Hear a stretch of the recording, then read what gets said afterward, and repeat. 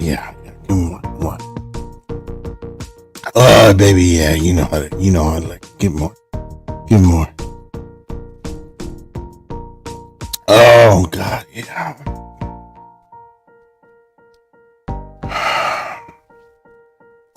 Wait, I don't look tore up enough for this. It's late night. I need to look tore up because we're going to talk about bad blood. Guys, it was come on, you guys couldn't call what happened at the end. I know nobody could predict that. Nobody predicted that. Guys, welcome to the late night goat milk. Just coming out at the spur at the moment. My boys should join me. At least maybe Ethan. I think Tony is past his bedtime for that guy. But guys, just want to say, holy crap. What a night. Oh, what a night. Thank you for tuning in. Thank you for spending some time here at night, away from your wife, away from bed, to be here with me. Who wouldn't? Look at this face. Who wouldn't want to be? Guys, I gotta say, it was good. Dare I say, better than I expected other bigger pay-per-views to be. CM Punk, Drew McIntyre. Did they not go the distance?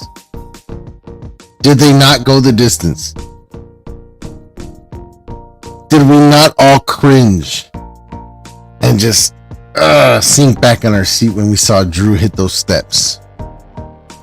Boy, let me tell you, if I'd hit those steps like that, I'd be talking in about 10 octaves higher than I am right now. My goodness. That was insane. Let's go to the comments. Who's crazy enough to be up at night at this time? Well, here it's... What time is it here? It's 1 in the morning, 1 a.m. here where I'm at. Who do we got? Johnny! What's going on, brother? What's up? He says, what's up, my brother? What's going on? What's gone? We got James in the house. He says, what's up? What's going on? If y'all don't know about that, don't criticize it. Just, y'all don't know anything about Martin. We got Scott. What's going on, Scott, man? He says, I'm up. You're up on the 2 count. You didn't let 3 hit you, brother. That's good. He says it's 12 a.m. in Oklahoma. Well, guys, it's good to know that somebody's out there watching. Yo! I'm sitting here. Like where's the fucker? Way ahead of you. I was like, you know what, I'm just gonna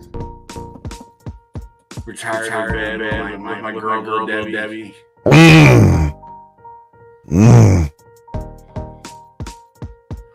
But you know, I'm like,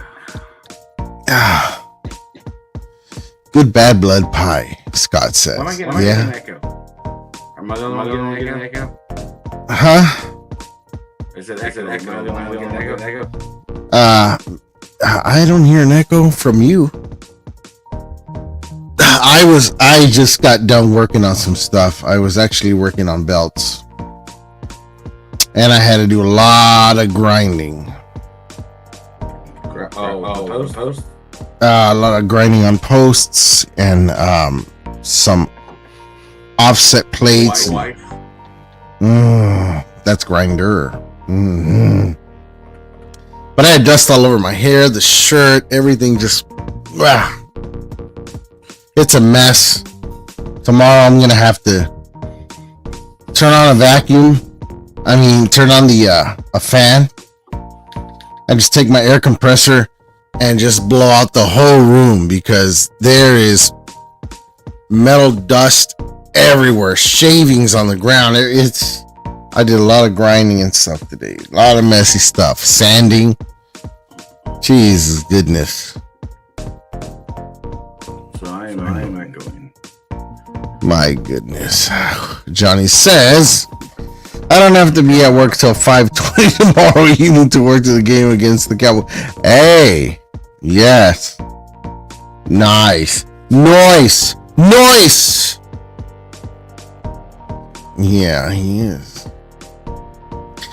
Scott says, now we get to see a trophy belt all the way up to the crown jewel, then to never be seen again. Thank you.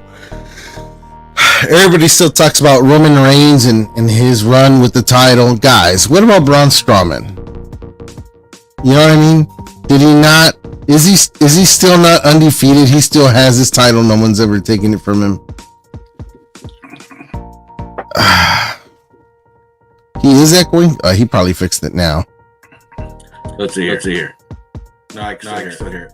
You can still hear it? I don't catch it here on my end. Yeah, I know. Always. I don't want it. God, that thing is only big enough for Andre the Giant to wear. The side plates next to the center plate, which is unavoidable. I know you guys could see it, right? Those side plates were as big as the women's tag team center plates. Holy crap.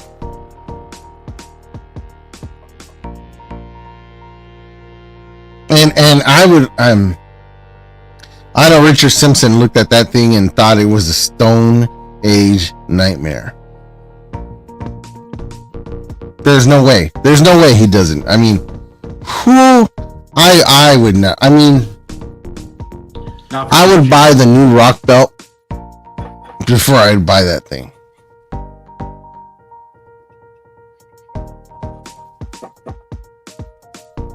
Yeah, it is a huge ass belt. That's a big ass belt. First match, guys. What do we think about the first match? So I'm not gonna lie. With echo.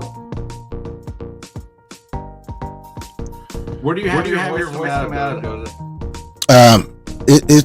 I have them in my monitors.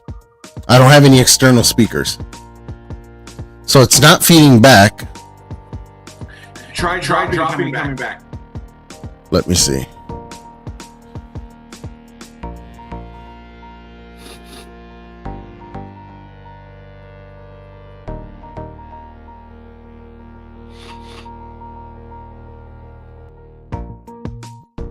Yeah, not gonna lie, I kind of slept. I started watching the first match, the Drew match, and then I woke up right before the Rhea Ripley match. So there's just a little bit I got to catch up on. So we'll see what's going on. But you know, it is Saturday night, and how y'all doing? How is everybody? You guys made it through the day? Did you guys work today? What's going on? What are we doing?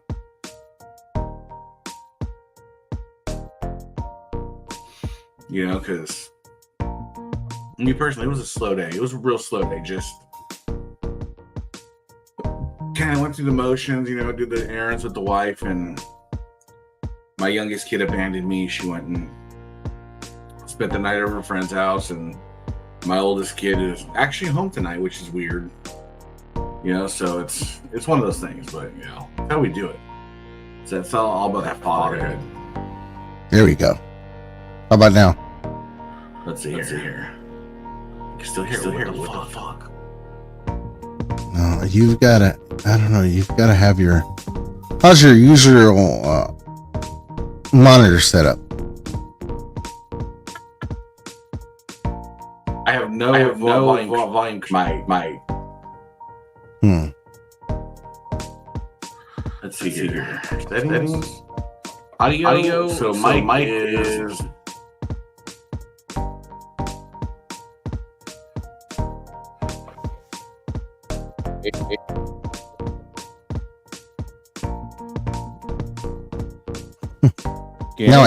Now I can hear you.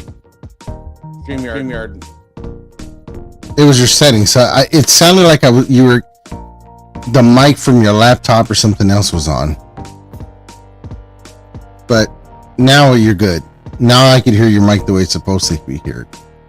You have StreamYard settings. Oh, okay. James, I did see you working on that IC, man. I saw the pictures. Bro, you're doing good. You're doing good. You're not doing any mistakes at all that anybody else didn't make, that I didn't make. I'm telling you right now. But I'm glad you are pushing through it, man, and getting a feel of what we do. Yeah, I would be exhausted too, man. Shoot, double shift. So first match, Drew McIntyre and CM Punk was pretty good. Good enough to go and play it back a couple times, I think. It got bloody. It got savage. Bodies were being sacrificed. It was good. And I'm glad that CM Punk got it over with. We can just move on from Drew. Because I gotta admit, and I haven't said this about a wrestler in a long time. We say this a lot about the old school wrestlers. We don't say it these days anymore, but I will say it today. CM Punk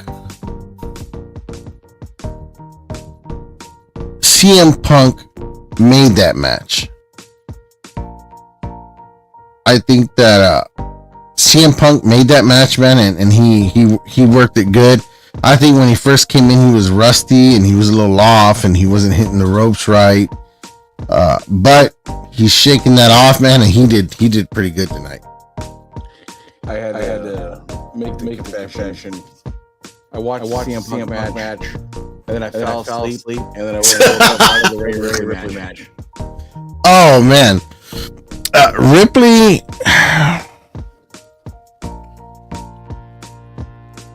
I think for the first time, I gotta say I'm disappointed with the Ripley match.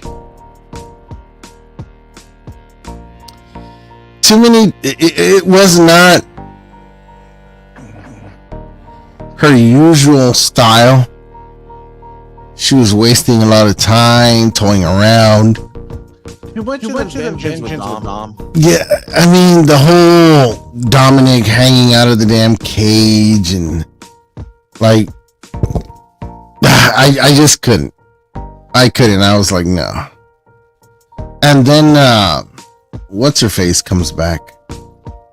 What was this chick's name? She's been out for months. Man. Raquel Rodriguez. Raquel Rodriguez with Itty Bitty Titty Committee jumping out to her shit.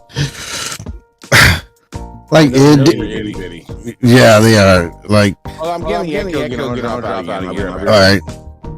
I don't get it. Like, I don't get her coming back now. It doesn't make sense, her getting into that match, interrupting that match. It just didn't make sense. It didn't make sense,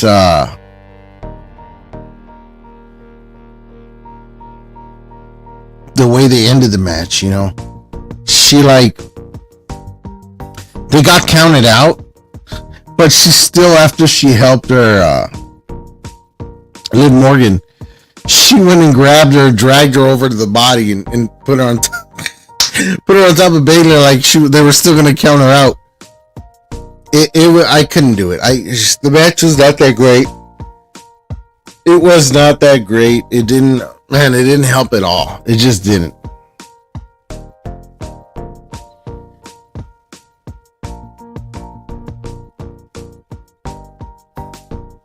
Thank you, brother. I appreciate that, Scott. Big time. Yeah, it could have gone off a lot better.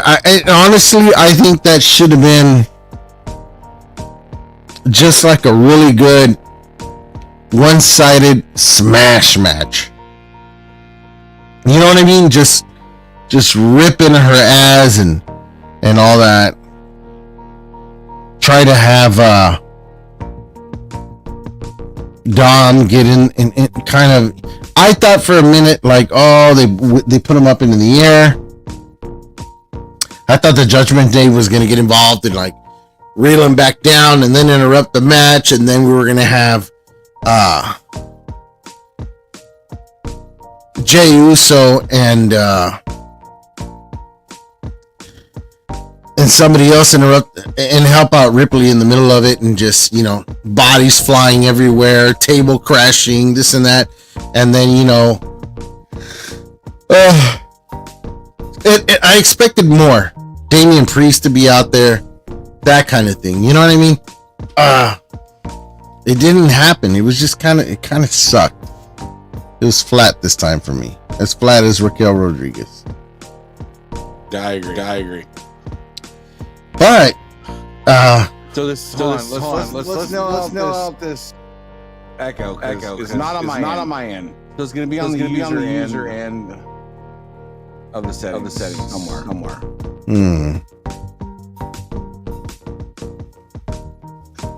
I'm gonna check mine just real quick, but I'm pretty sure I went through it.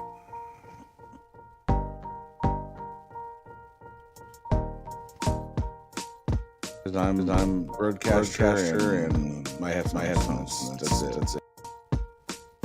Yeah, I'm on the USB audio. Did you go to the settings where it says echo cancellation?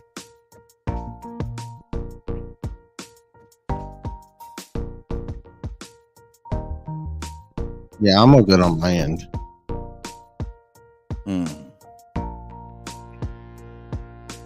Let's see if that. What'd you click? Because I don't got no echo anymore. I just checked my settings there. That's all I did. No echo no more. You don't have an echo no more? Nope, gone. Okay. 100% gone. That would have been good too, Scott. That I'm would have been surprised you were surprised but not surprised. I think she did spend too much time on the Dom thing. Yeah. I would have liked to see Rhea get the title back, and then maybe she can have a thing with what's your face, little titties. Raquel.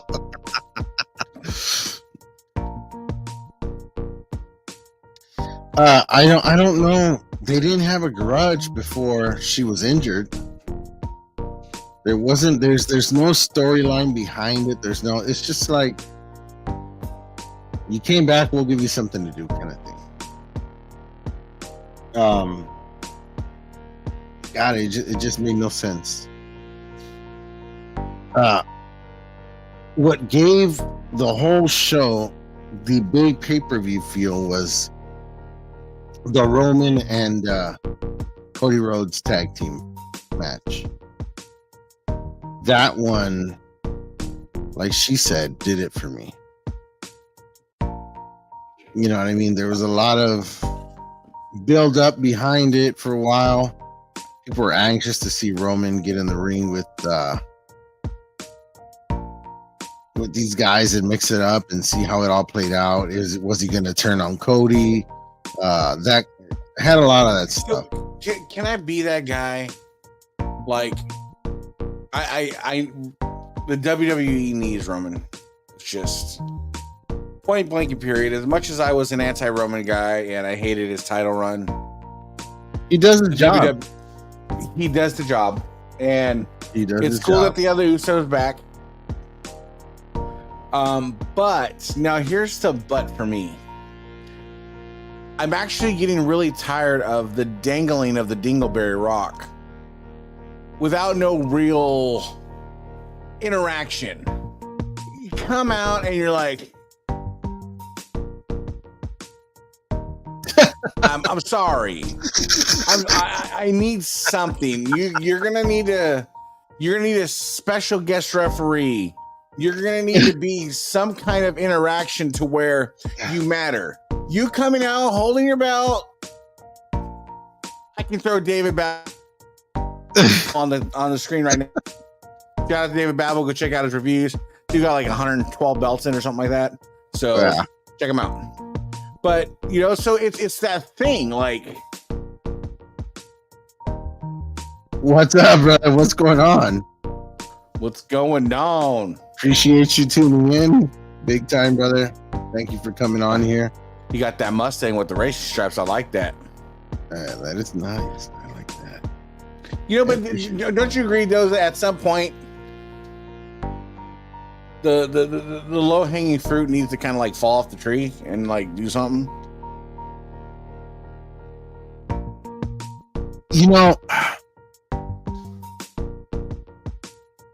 I'll tell you this. I didn't expect Jimmy to pop up.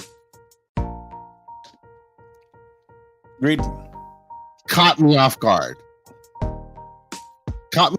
and all I saw was somebody kind of popping up with a bandana on, and I was like, "Wait, whoa! Who's there in the back?" And I told my wife, I said, "Did you see this guy? You see this guy in the back?" And the camera, you could barely see him. She goes, "Yeah, who is that skinny ass dude?" I'm like, "I don't know." I'm like, "Wait a minute, what's going on here?" And I swear he's been gone for so. They did a good job. He's been gone for a while. I didn't realize he was gone for that long. Yeah, that he's been gone longer than Roman. So I was like, "Holy shit!" It was good to see him. It was good to see them have a hug it out family thing, man. Now when the Rock's music hit, I really didn't expect that one either. I kind of did, again, because it's such the low hanging fruit that it's the effortless fruit. It's like Triple H calls Rock and is like, "Hey, do you want to come stand at the entrance and just gesture? Well, you're gonna give me $3 million. Okay, I'll be there." Oh man. And the Gunther one was okay. It was very predictable. I would have loved if the attention turned to Goldberg while they're wrangling him and the Sun goes in there and gives Gunther the spear. Yeah. That would have been better. Yeah. It would have. I think I really expected Brock to pop up. I don't know why. But I was hearing CM Punk, Phil, whatever you guys call him, on a podcast saying that the day he returned, where he popped up at the very end of the show at War Games, he was doing the contract signing, and they didn't know if they were going to finish up the contract signing by the end of the match, which was the last match of that night. War Games, and literally as soon as they were done crossing the T's, dotting the I's, and he signed the paperwork, they were like, "Okay, go out to guerrilla position." And nobody even knew it was him. I think the only person that kind of figured it out was Bailey, because they were like, "Clear the hallways, get everybody out of the hallways." They didn't want him to be seen. And when he went in a guerrilla position, everybody saw him like turn around, was like, "What?" So we were surprised as much as they were, which is pretty crazy. Shoot, man, it tripped me out to hear that. Yeah, So after hearing that, I was like, well, maybe they're gonna do that with Brock. Maybe, I mean, last minute thing. But then who would Brock Lesnar? There's nobody. Yeah, there's nobody to really set up Brock. Who would? Because you got Roman and Cody in the middle of this thing. You got Gunther and Sammy and the whole thing. Mm-hmm. So who would Brock squash? Because if they're gonna bring back Brock, it's gonna be a squash. I thought if Brock came back, he was gonna interrupt the. He's had his rivalry with Roman, had his rivalry with Cody. I thought he would maybe come back, start it all over again. That kind of thing. I don't know. How badass would it be for Jacob Fatu to go head up with Brock Lesnar? My guess, if Brock comes back, it's going to be Survivor Series time. Now I think so too. If they didn't do it now, it's got to be certain, and it won't be a crown jewel. No, that's for sure. The question is, we got in the comments says, but the question is Brock Lesnar coming back in WWE until we heard he would remain until WWE's legal team approves his involvement after the Janelle Grant lawsuit? That's why Survivor Series. Yeah, you tease it now because the lawyers pretty much know which way this is going to go. So you tease it. You kind of start building a little push now. Yeah. I mean, it'll get there. It'll get there. It's all legalities. You know what I mean? These guys have the money.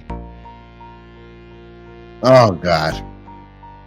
But I mean, that's all we can. That's all we can do. That's all we can wait for. Let's see what happens. That's all we can do.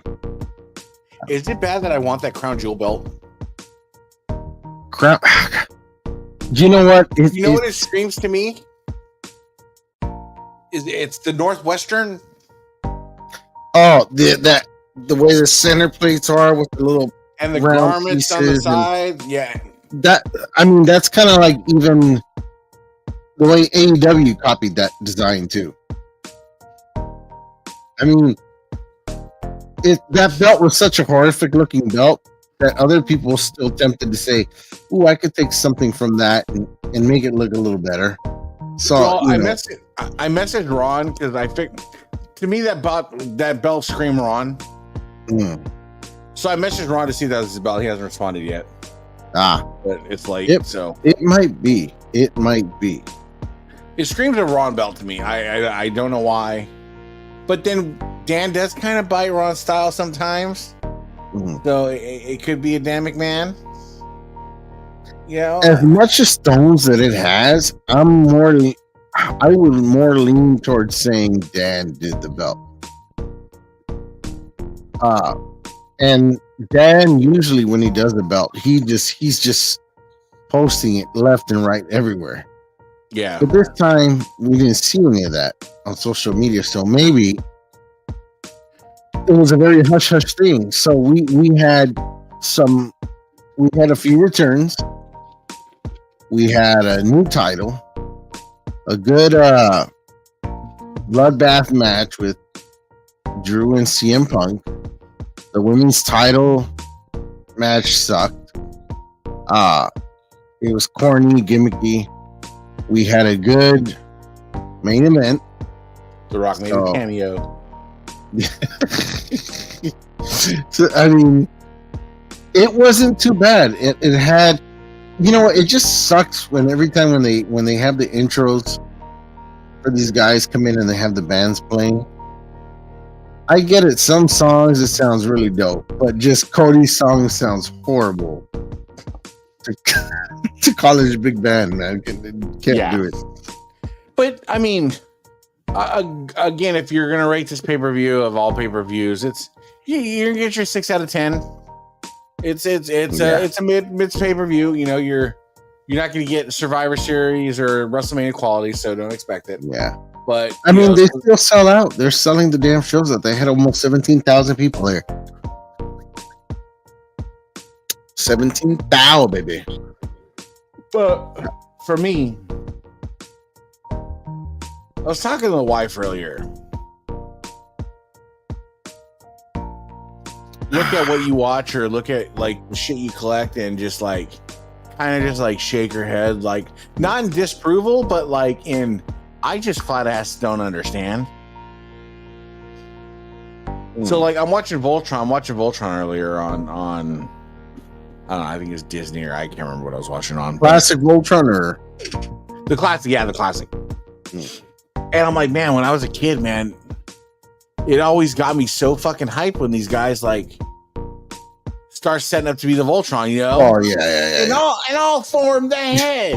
And just the whole bit. That was the laziest bastard of all. He was always like, I'll just form the head.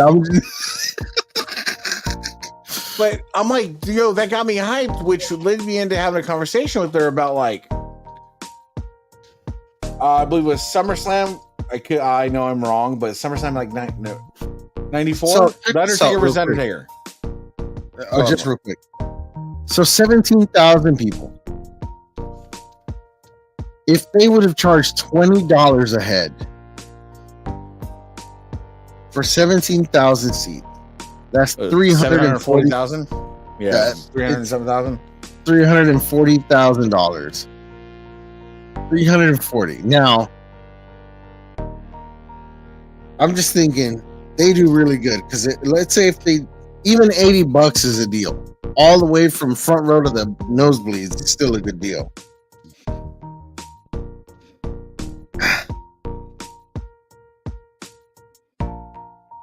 Shit.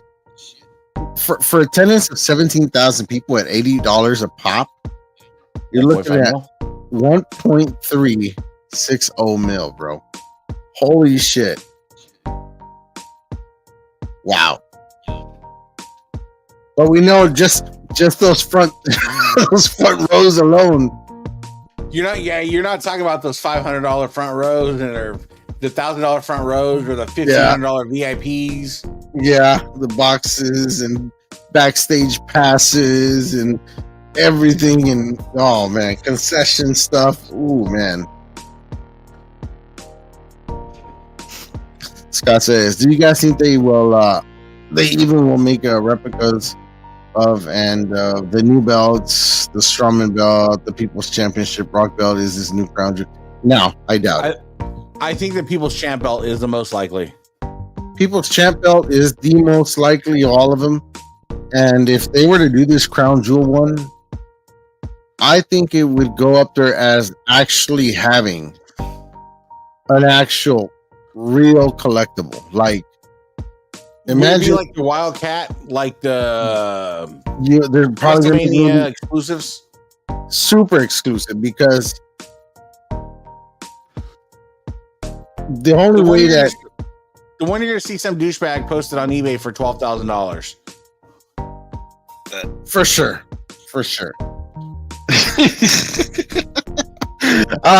So it's like this belt would go on to maybe they'll make 500 of them tops, make them super exclusive, super expensive. The elitists will collect them, and then that's how it would hold its value, because this is a title that, like they said, that it's going to be champion versus champion. So, but this is my hard part about the the price of belts, right? And this is a rant I'm going to go on, right? So, like you said, the elitist of the elite are going to buy these belts and collect these belts. So, 100% Dan McMahon's going to have one for sale for $8,500. That's just the way it's going to go. Yeah, exactly. But if you take the price of belts, right? Look at, and we talk about the gatekeepers of the hobby. There's gatekeepers of Reggie's and Dave's. Yeah, and that actually does exist. Those are the real gatekeepers. 100%. And the thing is, people don't understand is a Reggie belt's a $2,200 belt with a license. A Dave belt's a $2,200 belt with a license. Reggie's dead. Dave's a scammer. Now you have all these other people that are affiliated with Dave and worked with Reggie, yeah. Say that they can get you the plates, they can get you this, they can get you this, they can get you this. But here's the thing. Let's be real. Faking a Reggie is the easiest thing to do in this hobby. Yeah. Yeah. I know if I want to fake a Reggie, I'm going to buy a Winged Eagle, all gold. I'm going to have the side plate bolts spaced out an inch in between each other. I'm going to have the tooling look like I didn't give two shits. And I'm going to have that Reggie snap right in the middle. And those gatekeepers are the ones that have a license to print in this hobby. They can make themselves a $1,500 Winged Eagle because they're the gatekeepers. They can sell it for $7,500 and call it a Reggie. Yeah. And this is not a shot. Please notice it's not a shot. But there's a reason why guys like Rusty Miller in this hobby are nicknamed Rusty Parker. I have heard that one before. I'm just saying there's a lot of reasons. There's a lot of people. A lot of fucking people. So I mean, if you guys want a Reggie, let me know. Yeah, I'll get you one. I got connections. So let me know. So, and that's the thing is, so they buy these belts and they're like, I got this Wildcat belt, Shop Network logo that I'm going to sell for $8,500 when I could put the same one together and no one will ever know for like $1,600. James, you should send me a picture and we'll put it up, because when I first started doing leather, I think my first attempts, like my first 7 attempts at leather, were the closest I could have ever been to Reggie. The way he was tooling and doing his lines and everything. I swear that if you would have threw his stamp on there, you would have not been able to tell the difference, because I wasn't smooth burnishing the edges. They were still rough. My lines are still crooked. I was using the right shell tooling. I was using the right design. I was using the right snaps and everything. But Reggie, by the time 5 years into his last belts, he was not the steady hand and the best eyesight that you could think of that he had. You know what I mean? It goes so much further than that, Joseph. You're a leather guy. You can back me up on this. With the disingenuous nature of the pricing,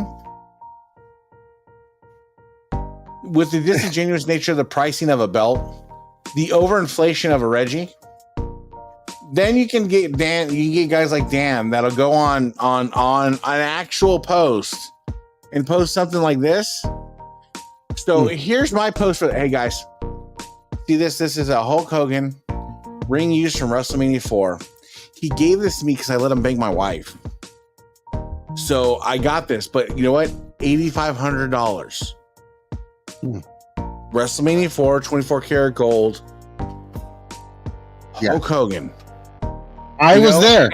I'm a witness. I saw this happen. Because, like I said, I have a screenshot. When Conrad posted that logo, those two logo plates were from the actual WrestleMania 6 belts. I posted, I'm like, that's bullshit because the yellow Intercontinental's together and it's with the private collector. He deleted my comment and blocked me. But luckily, screenshots don't lie. You know, and so that's the disingenuous part of it. And it's just like, so somebody's going to ultimately get this crown jewel belt and they're going to sell it for, just like the C4. There's a C4 on eBay right now for $12,000. To the person that's selling the C4 Crumrine on eBay for $12,000. Wow. Please go play on oncoming traffic. I implore you to go try to run headfirst into a train.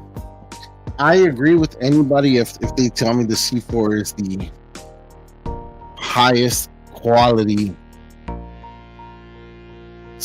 Crumrine you can get. I'm not going to argue with that.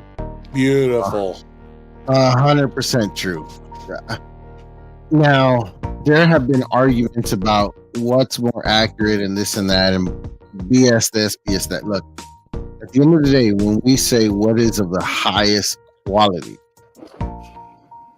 we can start at even just the stitching thread. That thread, we're not talking about the one you can order from Amazon. It's regular wax thread. No, we're talking about a platinum colored, high grade thread that is especially used for saddle making. And it's a high twine cord resistance. It's just. See, but people in your craft don't know. They just are an idiot and assume it's a white thread. White thread.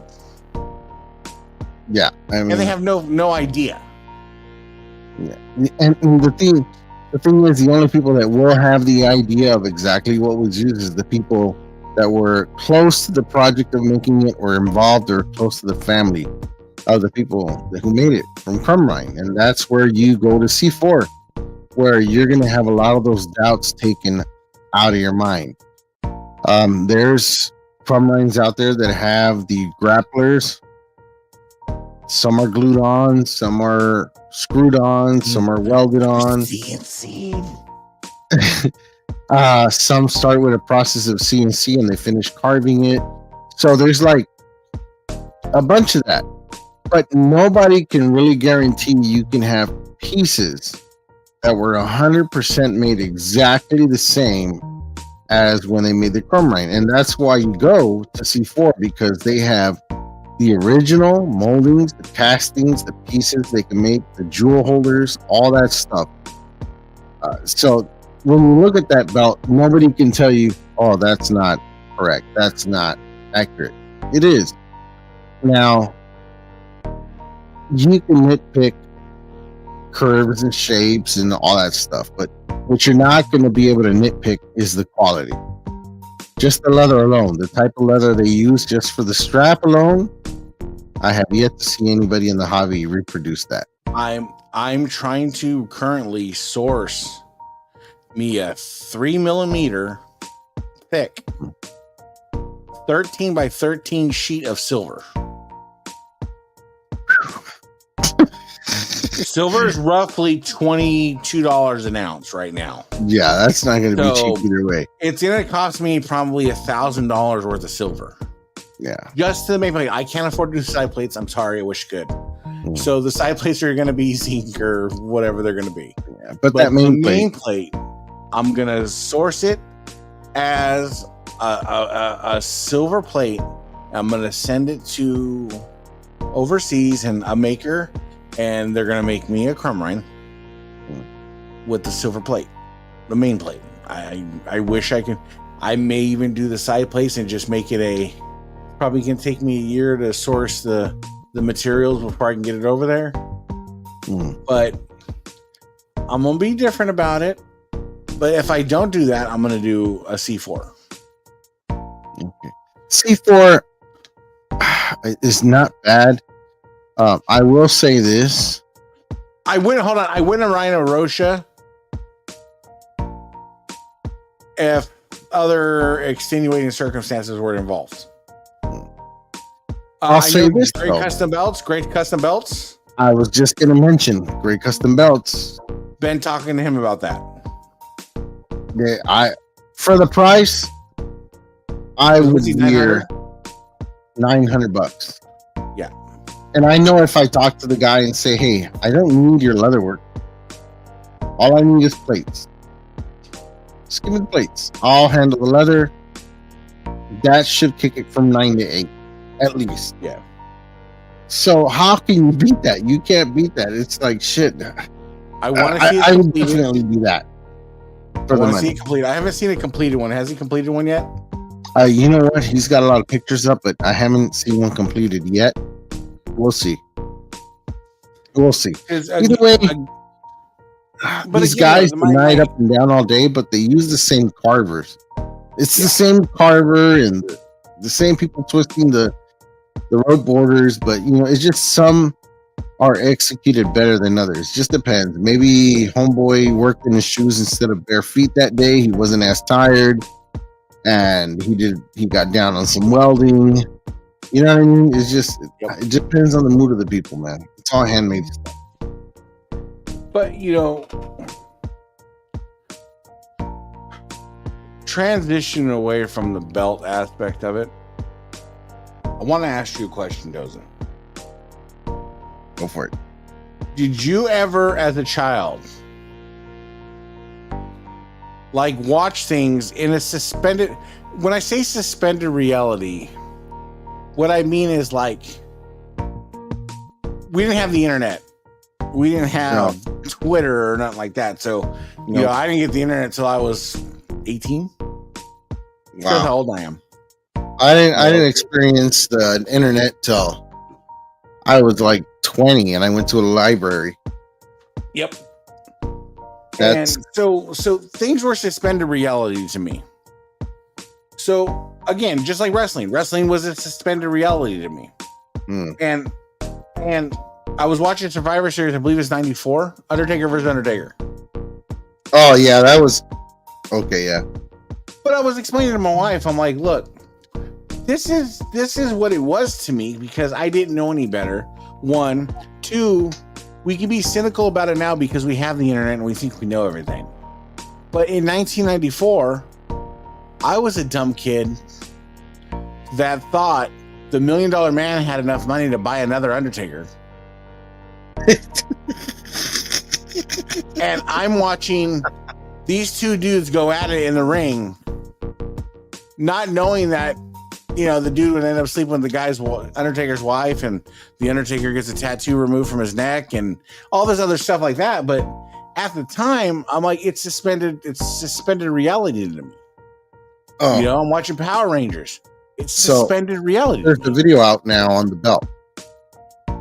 I just seen it a little bit ago. Yep. There's a lot of stones in that belt.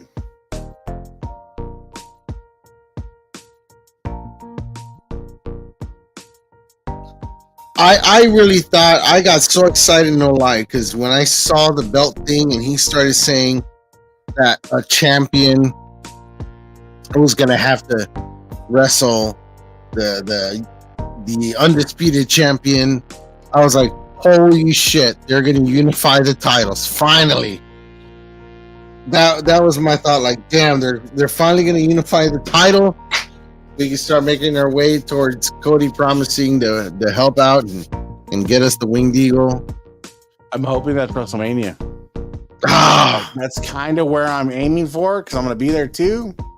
I'm hoping that's WrestleMania. Dude, tickets, did you see the commercial say tickets start selling now already?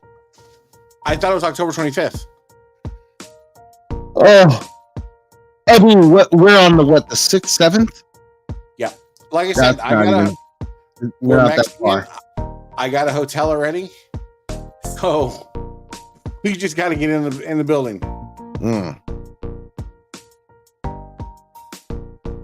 Yeah, C4 is no joke.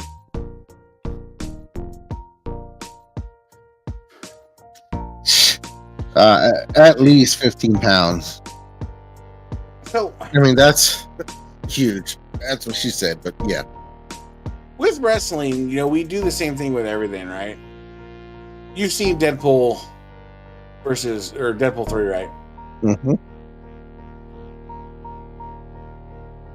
So I was watching it, and I was watching it in a manner of like, growing up, I read a lot of comics growing up, and I was watching, again, that was one of my suspended realities for my real life. I got to, for a lot of us. Dude, my mom always made sure I had comic books and drawing paper. Kept me away from the bullshit of the real world. And so I'm watching Deadpool vs. Wolverine. And that movie is so phenomenal on so many levels. I mean, the fourth walls they do, the comedy they do, the dark comedy they do, just the dumb references when he was like, hey, it was an educated wish, okay? It was an educated wish. And those things is like, and like, it kind of reinvigorates like how much comic books are like, I don't get mad at me, but I think comic books are an essential part of society for boys. They are. I work with these kids, these younger kids every day, and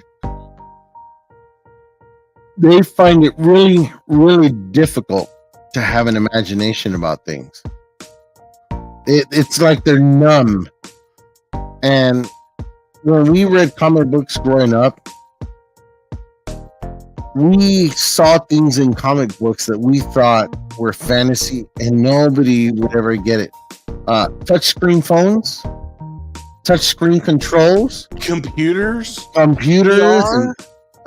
all that. You know what I mean? Oh yeah, virtual reality. All that stuff was like, in comic books since the 50s and the early 40s. So like, it made a lot of generations inspire them to say, hey, let's make this a reality. Let's work towards making this a reality, right? And now, kids don't have that. They're pretty numb. They're overexposed. You know what I mean? So this back wall is going to be taken down. There's not going to be any belts, and I'm going to cover it with poster board, and I'm doing drawings and paintings on it. So right now, the first thing I'm just doing a lot of like heads of a lot of different characters that I enjoy, that I've enjoyed growing up. And so like for me, I'm starting like this stuff like this. I don't know if you can see it. So you got your Quagmire. Yes. You got your Deadpool. You Fred Flintstone. Nice. You got your Mr. Burns. You get these characters in. That's cool, man. Don't forget to throw the Jetsons in there. Oh, Jetsons are going to be in there, and nice. Everything. It's Jetsons. It's the Smurfs. It's the Snorks. Darkwing Duck. Doug. Yeah. Rugrat. See, there's so many like. I just don't know how kids these days, man. I look at these kids and they don't have access to comic books, or they're not as prevalent. Yeah. And it's sad because comic books became really gory. But look at the artists that it produced. Look at the imagination that it produced. Like Jim Lee. Jim Lee is my all-time favorite comic book artist. I hope to one day be able to own just one of his original pieces of art. But just that, we're depriving our kids of imagination, of childhood, of creativity, if we don't kind of like keep comic books alive. Like comic book stores, they're so few and far between now. Yeah. It's sad. Like, I have one comic book store with me within 50 miles. Damn. Yesterday, when was it? Yesterday or the day before? When I showed you guys that I found my first LJN wrestler in the wild. I ran into a Big John stud. Had to grab him. He was the first LJN I ever played with when I was a kid. And I saw him. He was practically had his arms out like this, like, take me home. He's sitting on the shelf, and I go, something told me, turn around. And I just go, what the fuck? It turned me into a 10-year-old kid all over again, man. No lie. But isn't that a feeling you love? Like, to me, like, I want to recreate that feeling every day I can go to a store or see something online, and it's just like, bam. It's that feeling. It is, man. I like it. And kids need that. They need their imagination. So, like, my daughter's been drawing again. She got away from it, and then, like, but she's like an oil painter and like a sketch artist, and she's so much better than I ever dreamed of. Like, and when I saw that picture you showed us last time, man. Holy crap! And so when I was 18, I was accepted to the San Francisco Art Institute, really? And like, I just couldn't afford to go because being poor. The San Francisco Art Institute was, at the time, it was $93,000 for 3 years, not counting room and board and everything else in San Francisco. So, $93,000 at that time might as well have been $1 million to me. Yeah, you know. So I didn't get to go, and my wife was a very like fashionable like. Taylor, like, she got accepted to this place called FITM. It's like a fashion design institute. Oh, okay. But again, she was one of those people. She grew up poor. But now I look at my kid, and she's like, she's a better artist than I ever dreamed of. And I tell her all the time, I'm like, yo, child, figure out how a way to make money doing that, and don't look back. Yeah. It's hard to find a job that'll make you happy, but when you get good at something, it's that saying that if you do what you love for a living, you never really work a day in your life. Do you remember in the comics where they have those drawing contests where you draw the bear? Oh yeah, send it in. I did that. Really? They responded. You sent it in? Hey, they came to my house. What? I had no idea they psychoanalyzed how you drew something the way they did. Really? And he pulls my drawing out, right? And I'm like, okay, that's my drawing. But then he pulls out this like overlay. And he's like, look, we studied your son's lines and his configurations, and we know that he drew this, but he drew this in one take. And there's no erase marks, there's no line, there's no. Your son's a very talented artist, and you should know that. My dad, my dad was like, I was waiting for that one. my dad was like, okay. And then to the left, he's like, hey, that's just a fucking scam, bro. Don't worry about it. And me, I'm like 10, 12, 13. I'm like, hi, Dad. But now I'm like, what? 22 years into manual labor, I'm like, oh, Dad. You never know where you go, man. Yeah. Speaking of guys, God, we made it to the hour. I didn't think we were gonna have enough. We had just enough. Holy shit. Time to go to bed. I'm fucking tired. I'm beat. I woke up early for no reason today. Did you?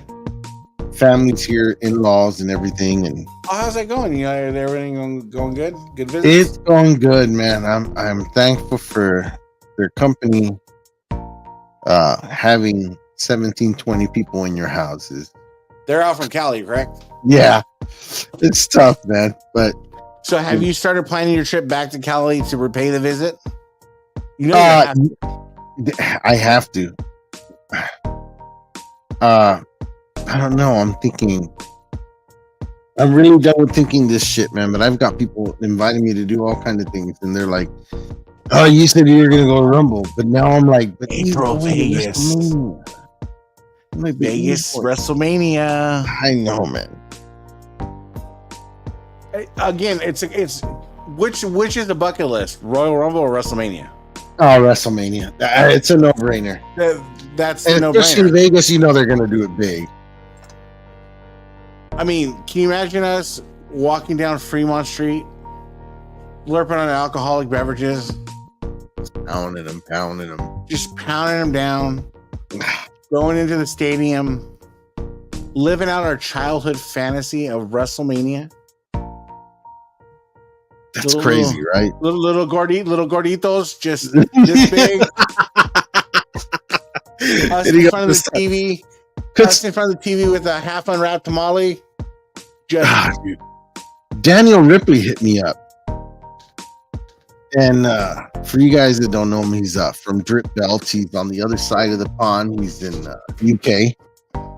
But he's going. He's like, hey, Mike, you got to come out to WrestleMania and get fucked up. I was like, okay. If he's coming and you got to go, Doza, I'm gonna message Daniel. Stokes is gonna be there too. So Stokes is a Vegas resident. He's all these guys. Ace Hernandez is gonna go. Like, dude. So I'm gonna message Ripley. I'm gonna be like, look, I want you to bring me a white send-out strap for a Shop Intercontinental. I want one of his. I want one of his. So down on his white straps. You know that. So I'm gonna be like, look, you're going to WrestleMania. We're gonna hook up, me, you, and Doza. We're all gonna get obliterated, not remember our names. And Doza, I think if it's the one place you need to go, fill your bucket list out. Like I said, I got a hotel already. Hotel's already paid for. Hilton's already paid for. It's already paid for. As soon as they announced it in Vegas, I already booked the room. Damn. Again, it's bucket list. I've only been to one event in my life. The good thing is you're closer to Vegas than I am. I'm 8 hours. Shit, I gotta plan it all out. Gotta plan it out good, because if I do go, I'd have to go to LA, see family first and everything, and then it's a 4-hour drive from there to Vegas. So what you do is you book your flight to LA the day 2 days before, stay there the day, and then the next day you're a 4-hour trip to Vegas, where I'm greeting you with shots. Bro, I'll take a fucking plane. I really rather take a plane from LA to Vegas. It's probably like $70. I love the drive. I love that fucking drive. There's nothing. I love driving. If I'm driving, if I gotta be, there's nobody out there. There's nothing on, man. I got the windows down. I got the tunes up, and that drive, bro. You can make me make that every day, and I'd make it. I guess I got tired of it when I did logistics. Did that for 7 years. And I was driving every highway and byway, and I was in the damn traffic stuck for hours at a time. And it just burned me out, man. It just cooked me. Gave me road rage like crazy. Like, I was done with it, man. Having flashbacks. You know what's better than that? You go to get some sleep, brother. Oh, yeah. We got to get us our sleep. I'm going to go finish my little Debbie bedroom little romp. Oh, yes. I'm watching some YouTube right now. I was watching People Under the Stairs. You know what? That's a good movie. It's a good movie. I was watching. I didn't understand it much when I was a kid. I used to think, why are people under the stairs? It's kooky white people, bro. Well, guys, appreciate you for coming on here, hanging out for a little bit, late night. Tony, thanks for showing up. Appreciate you. He's always so consistent. You know, that's the thing is I appreciate his consistency. It's key. It is very key. But rest assured, come show night, he's like, I don't want to talk about that.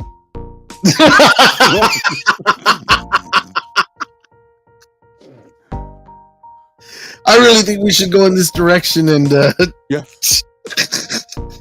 Well, I was talking to Jim Rogers, and we thought we should just talk about. That's mean. I shouldn't do that. I shouldn't do that, but I'm gonna do it anyways.